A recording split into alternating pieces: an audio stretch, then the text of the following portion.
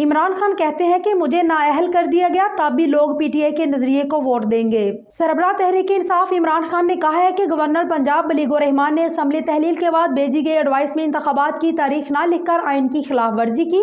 Governor Punjab की इस इकदाम को अदालतों में चैलेंज करने का फैसला किया है। उनका कहना था कि अगर मुल्क में साफ शफाफ इंतखाबात नहीं हुए तो श्रीलंका जैसी सूरत हाल पैदा हो सकती है। ताहम अगर जनरल इलेक्शन की तारीख का ऐलान ना भी हुआ तो सड़कों पर एहतजाज का कोई ऑप्शन ज़ेरे गौर नहीं। इमरान खान ने कहा कि इसहाक डार के बारे में सिर्फ इतना कहूंगा कि वो सारी तबाही का जिम्मेदार है।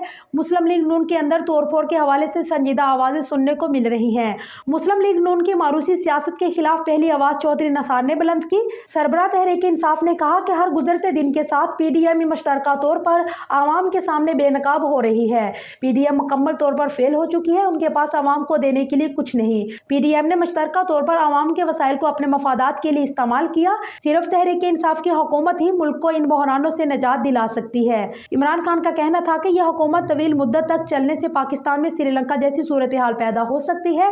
पंजाब असम्बली की तहलील पीडीएम के लिए एक ऐसा शॉट है जिसकी गूंज सदियों तक उन्हें सुनाई देगी। नवाज शरीफ कतन सियासतदान नहीं, बलोचिस्तान के मसाइल से मुताल्लिक उन्होंने कहा कि बलोचिस्तान के लिए सिर्फ और सिर्फ सियासी हल तलाश करना होगा। चेयरमैन पीटीआई ने कहा कि मेरे पास अभी बहुत से ऐसे कार्ड्स बाकी हैं, जब खेलूंगा तो पीडीएम के रोंगटे खड़े हो जाएंगे।